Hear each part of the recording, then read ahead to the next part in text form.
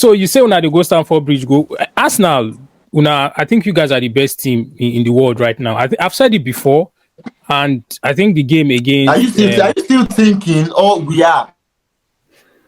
I'm still thinking. Are you thinking? Yes, I'm still thinking because it's still a little bit subjective. It's not 100. There's no metric to determine the best team. I understand you guys are topping the Premier League and you're topping the Champions League, but Bayern Munich are still there. You gotta respect them. There's still a certain Real Madrid.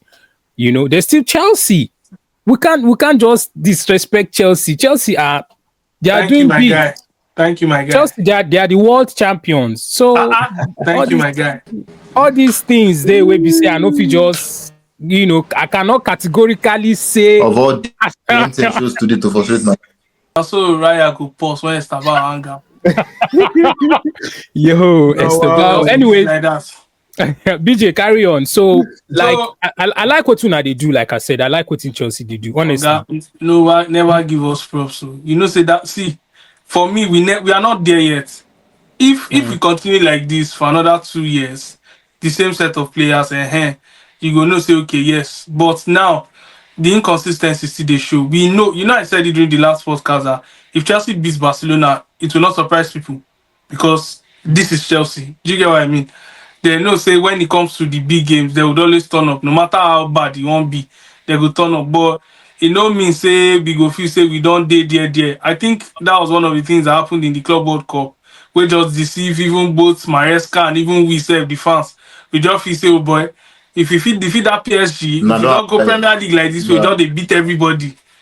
You get, but now still we see the learning curve, to be honest. But I mean, like you said, you have to give thumbs up to Maresca because not be all coaches go feed on can't do anything they do. So keeping that momentum of we knowing that even as Chelsea, even as Arsenal they come. Now Mr. Arsenal if you can't beat us for Bridge because they've done it, I think, in the last couple of years. Arsenal have even won at the Bridge more. Do you get what I mean? But just being a Chelsea fan, we just know say no matter how bad it be, if Chelsea, you can't say you just come to our house and come and beat us. Do you get what I mean? So now so it be, but thumbs up to Maresca, but I don't trust them yet. They never reach that Arsenal level. Make Barry and Nelly happy. That level of consistency, they never reach out. Yeah, Arsenal like this now, if you dey cruise control, you don't drive, they don't locked. They're not. Yeah, true. You get true. I mean, about this now result of 5 hard work for 5 years for Arteta and this group of players. So, it just shows that when you believe in a manager and in a philosophy, it's just best to stick to it. Barry, you feel say when I don't reach point where we say there's no going back. At this point, there's no going back. It's just going to be great things until probably some of these players start to retire or start to leave, and maybe like a significant change like what's happening in Liverpool with Trent leaving, Salah not looking like he wants to play. Do you think it's that time for Arsenal now to dominate? Yeah, definitely. I think for me, I was locked in since the 2021-22 season. The first time that Arsenal finished second in a very long time. I think for me, after that season, I believed. It was quite clear that there was a structure, and the structure was more evident than ever. But most importantly for me, that 2021-22 season, I saw that the mental fortitude was back again. The desire and the willpower that we can win. Because that was the season where they played a lot of games where they won after going behind from the front. Obviously, playing matches in that manner affected them, and they later slumped in the latter part of the season, especially against, I think it was Southampton, where they had a 3-3 draw. So, but then again, what was key for me in that season was the fact that I saw that the players were mentally strong, and they knew that, look, we're winners. We are a good team. We can play any team and be successful. But for me, I think this Arsenal squad right now, for some people, is the type of squad that you maybe build in FM, in Football Manager, or the type of squad that you would have in career mode in FIFA, because wow, this is proper bragging right here. Proper man said Wow. The perfect example of this proper quality in depth has to be the So fan a base. class what do you call it? Galacticos, basically. Arsenal is like Galacticos right now. You can almost want to say that in the I think making. maybe after the Wow. trophy, maybe you can then use it, because just a good example, and I'll end it here. Hincapi played the full match against Spurs, Yeah. right? Against And he Bayern was Munich, excellent. He was good. It was good. Against Yeah. Bayern Munich, it was Mosquera. Yeah, that's some flex. People flex. ask questions. People were like, "Oh, Big Gabi is out. How are they going to score goals from set pieces?" Yeah. Timber came in. Timber. Yeah. They dropped a year that. I don't know about the Galactico reference. I don't know about the Galactico Maybe reference. after they win the trophies. Yeah, I think for you to be fully Galactico, you need another like top striker and maybe another world class midfielder just to complement Declan Rice or Eze. Oh, Odegaard is still there. You don't think Zubimendi is world class? His potential, just like Disey would tag them potential, but he's a really, really good player. You know, I think he will eventually become world class because he has the potential to be world class. He just needs a bit of some accomplishments to add to his CV. Then we can say, okay, he's just some trophies here and there. You know, then we would say, okay, he's proper world class. But Declan Rice, man of the match, top performance from that guy. Some people like to criticize Declan Rice, say he's not very technical, like skillful, but his style of play doesn't demand him to be like a Pogba. He's skillful. Declan Rice is not a 6. He's an actual 6. Now Teta they bring him, they can't play 8. No. Declan Rice is an 8. Declan Rice is not a 6. Yeah, if you're playing Declan Rice, he only plays 6 for West Ham because West Ham don't have any player that would really play that role. If you want the best out of Declan Rice, I think you have to play. He said it himself in an interview that Aaron asked him. Was it Aaron or Carragher asked him, and he said it. Playing off position. He said it. Yes, I said for him. Is that true? Yes, he said when he started, he had it difficult to do. Yes, but now he's seeing himself doing it even more often as a box player. But then again, also yesterday as well, after the game, he said when he was asked about facing Moises Caicedo. Yeah. After he praised Caicedo and said he even voted Caicedo in his PFA team of the year last year, he said that, he knows that people compare them a lot. However, he said they play 2 different positions. He said Caicedo is a skilled number 6, while he is a box-to-box midfielder. Declan Rice profile is box-to-box. Not on that. Even in West Ham, he was still crashing into the box, but I think they were playing double pivot, him and Souček or him and whoever that was there.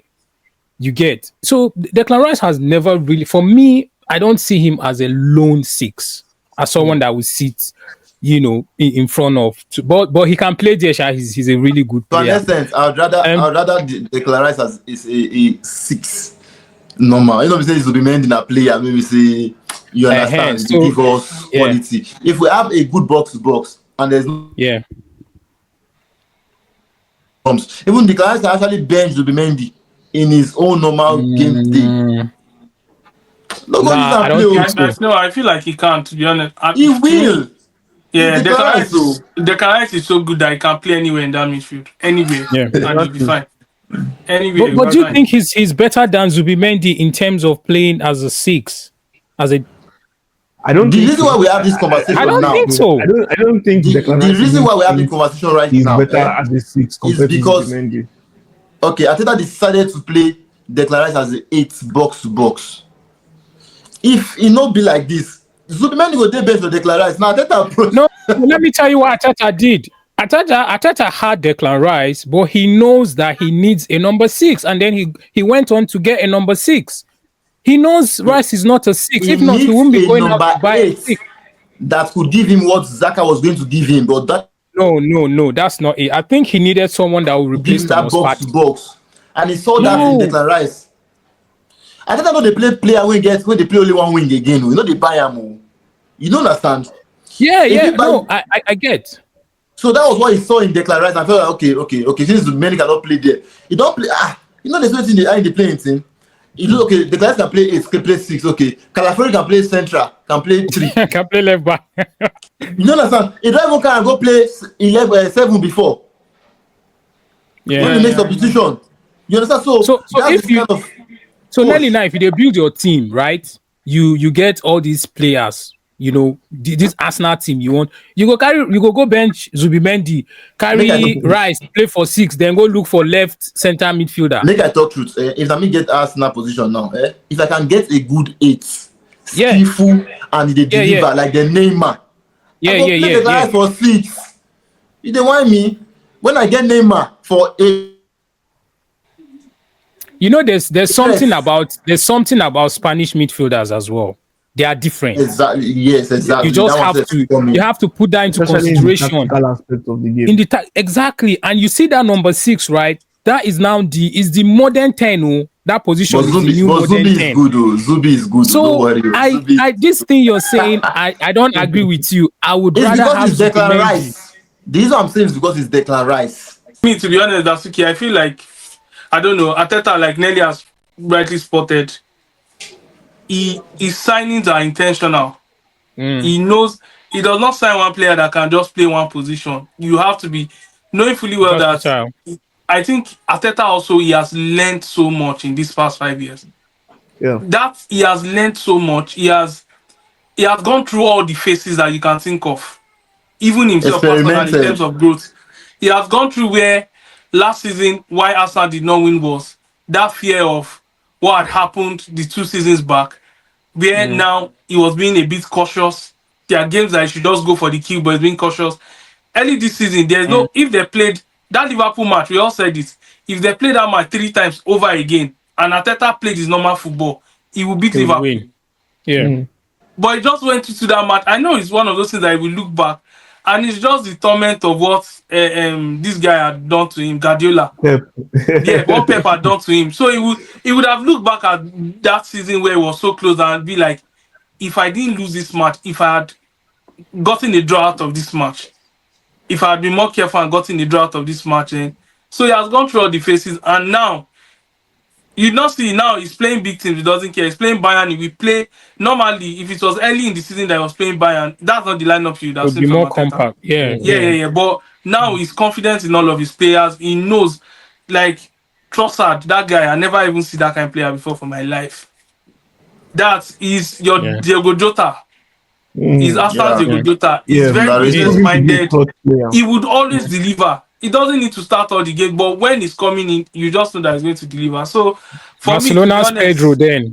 Yeah, exactly. For me, to be honest, me, I don't have anything against Arsenal. Now my rival debut, but I'm just happy to have seen all of this process. I'm so happy to have seen that even we be Bad Belle United, we're saying Arteta needs to go, and everything is falling into place. Even as a neutral fan or as a Chelsea fan, if Arteta wins this league this season, I'll be so happy for him, just because he has shown that people will use fluke, you don't see them, and it's lost.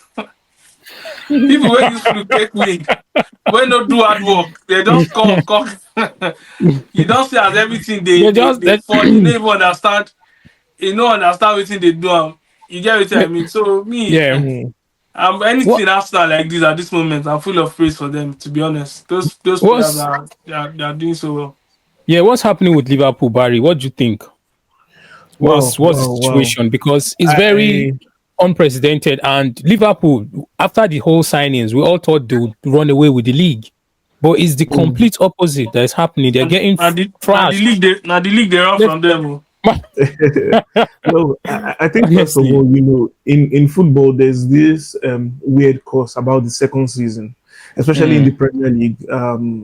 It usually always affects teams that are newly promoted to the league, but in this case, it's a case of a manager who is having his second season in the league, and the first season was so good, but this second season is proving to be difficult. But that's okay. Just like you said, before the season started, we thought that the signings that he made would strengthen the squad, and we're only going to see a better form of Liverpool. But I don't think they spent well. And I think the major problem for me was the acquisition of Isak. I do think that instead of signing Isak, they should have signed 2 centre backs. I think they should have signed McGahey and probably somebody else who can compete. I mean, there were options in the market. Bayer Leverkusen acquired Loic Badi, from Sevilla. There's Maxon Lokwa from Crystal Palace as well. So there are good options in the market. There's Bichibayi with Leipzig. But I think Slot was focused on the wrong things for me, in my own opinion.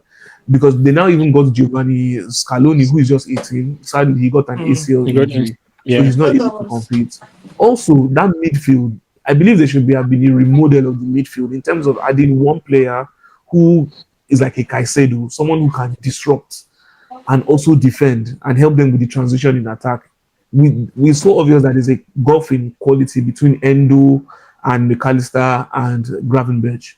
So when these players are not playing, there's a problem. And I think the fact that Slot has been hell-bent on making Isak play has also affected them. Ekitike spent preseason with the team. He had a good run of games. He was in good form. But dropping him for Isak has obviously affected his form. And I think they're going to suffer more going into December and January. AFCON is here now. Yeah. Salah is going to go for AFCON. And, they'll need to find a balance. Chiesa is a quality player who I think has not been given chances as well. Yeah, I think Chiesa can turn up. I think he needs to play more. More, definitely. And Florian Wirtz, he probably needs to work on his upper body strength because, look, the Premier League is tough. He's not going to do that. Don't remember that Mesut Ozil was a grafter.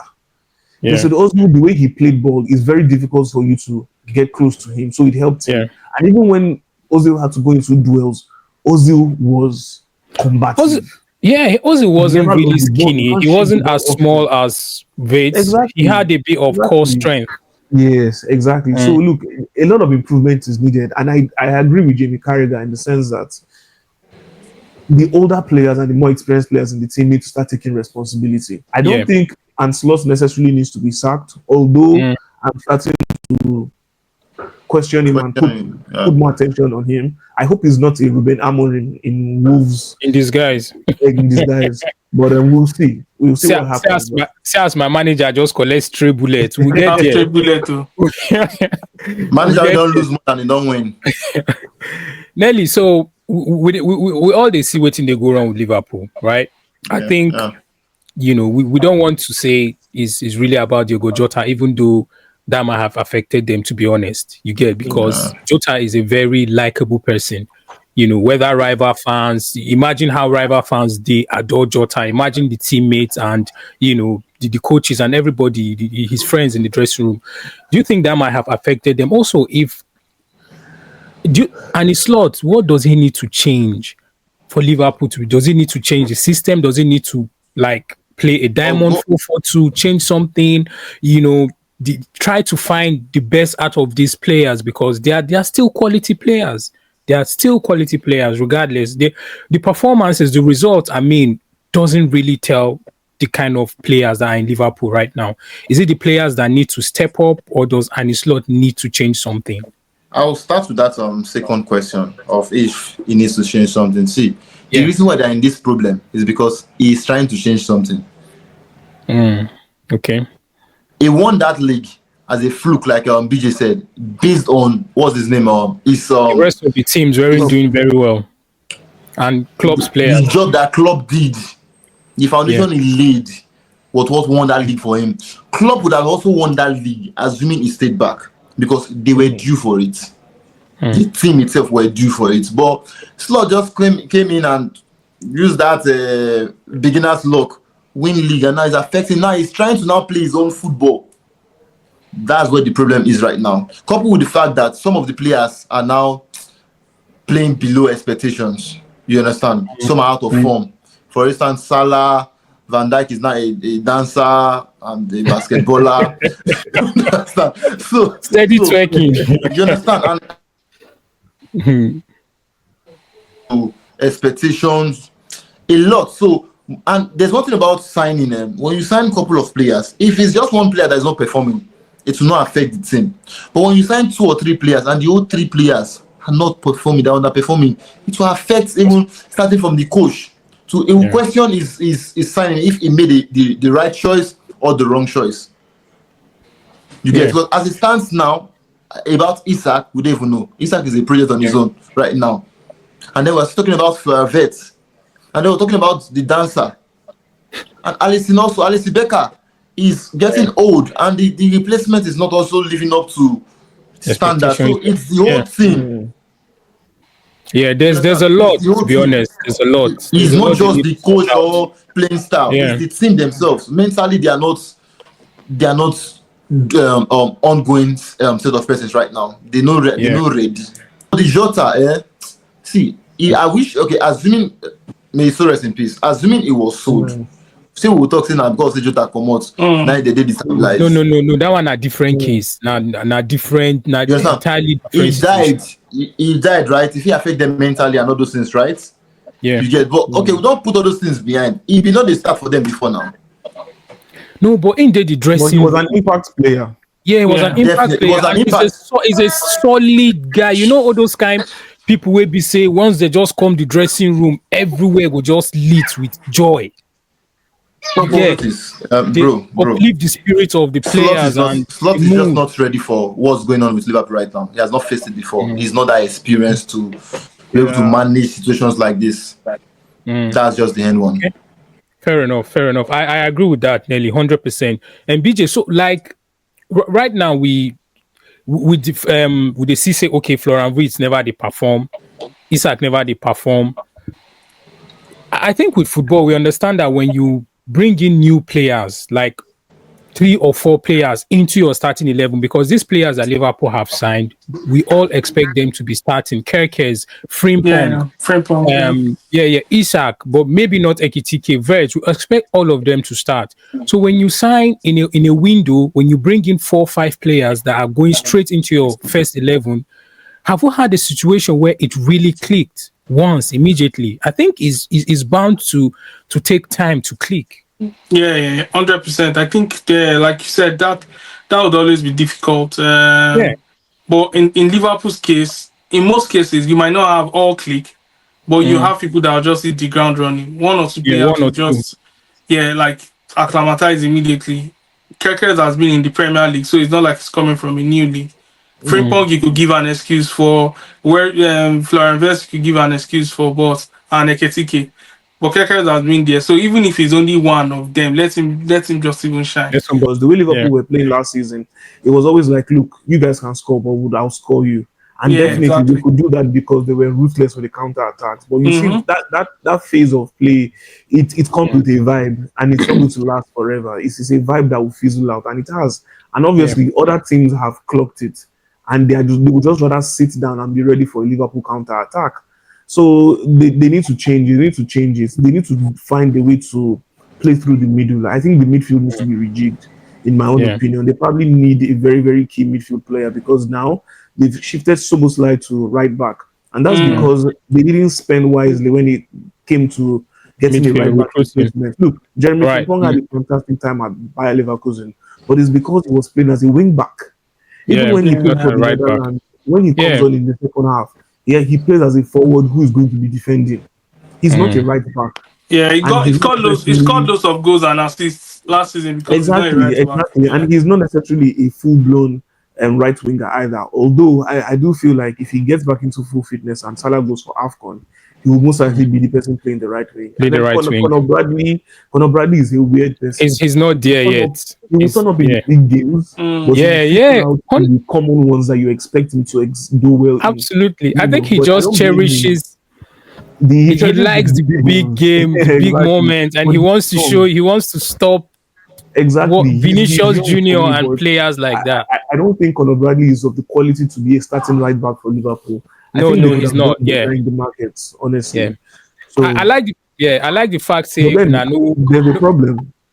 They spent so much in January, right? I don't really know how Liverpool work their accounts in terms of balancing and trying to be on the safe side for financial fair play rules and PFA. I know how Arsenal Zone works because it's quite public. So my point is that Liverpool has spent so much money in the summer I don't think they will be able to spend money in January. And even if they're going to spend money in January, I think the highest they can spend is probably the same 50 or 55 million pounds that they were looking at in terms of a budget to sign McGahey. Yeah. So but now I think they are going to get him for free. He didn't need to sign any contract. Crystal Palace really wants to pass up on getting value for McGahey. I believe the major reason why Crystal Palace did not sell him before the transfer window ended was because the player they wanted to get, Igor from Brighton, he changed his mind and decided to sign for West Ham instead. So the major reason was because Crystal Palace did not have enough time to get a replacement. Yeah. So the question is, what's going to happen? They are not like Brighton. If not Brighton, what's it concerned? They go sell out, even if they don't get replacements. Exactly. Brighton would cope.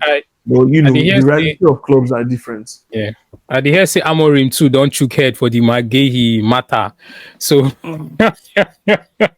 but it's definitely going to Liverpool. So I think he would want to go to Liverpool. And I like the fact say, I mean, Una never throw any shades to me because I'm thinking now, is this the right time for McGahey to go to Liverpool? Is he going to start immediately? Let's not forget that this is a World Cup year.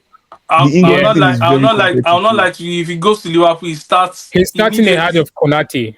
100%. Konate is having a shocking season. I've never seen a centre back. I've never liked Konate, to be honest. I've never been confident in his ability. One of the goals yesterday, he mistimed the ball. He just looked like schoolboy error, you know. So with I mean, all of Una don't praise Una teams. Make I still give my own team a little bit of props. I'm not angry. I see Nelly face. See, the name of your team, they smear. I'm not angry because I mean, you know, fit go shame person we carry last for school. You want now person way supposed carry first, we go carry second. Now him you go laugh. Do you understand? Everton beating me 10 man. Grimsby beat me a couple of weeks ago. Grimsby to get. So I'm not surprised all these things is happening, but I don't want Amorim to be sacked. You said you guys are back now. You said not on in good form. I like not like back, but I've changed my opinion. They took you guys back with red card. I've changed my opinion on Amorim.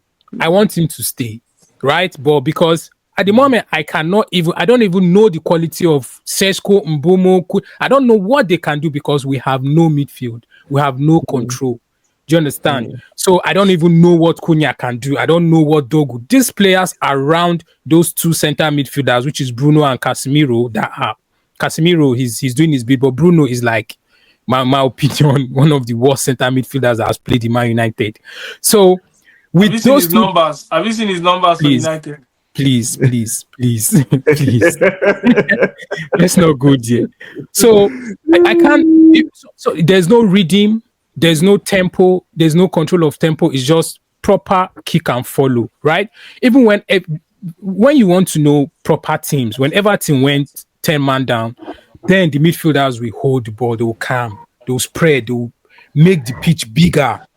Touch these guys. Don't rush. But we kept on rushing like we were the ones, one man down. We kept on trying to counter a low block team. That just showed the mindset of our midfielders, you know. So that's why I can't really blame. I can't even say anything yet. I'm just enjoying time. They will leave. Casemiro will leave. Bruno will leave. We'll get maybe Elliot Anderson, Adam Watson. We are going to get proper midfielders, and then you will now see what Amorim is trying to create.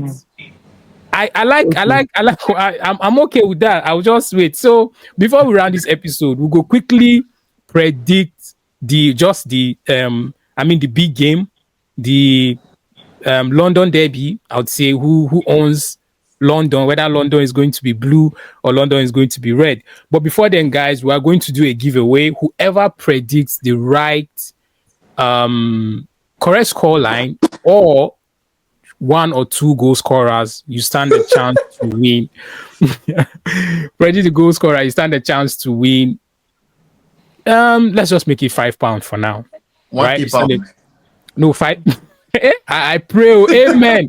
if that time reach, I will give £1K giveaway. Maybe we go to do this podcast. I will go there Dubai. See this guy. I go one give out one. Now Dubai will go there. They give out the 1K. Come on, bro. So yeah, you stand a chance to win £5 if you can predict correct scoreline or any goal scorer. Let me start with the people where the top table. Nelly, what do you think is going to happen in Stamford Bridge? Quickly and no, you go on first. No, you can't pick and choose. Now you the top table. Go on. Okay, since we don't done with clean sheet era, you understand? So I feel like we'll give Chelsea one goal. One goal. Thank you, my helper.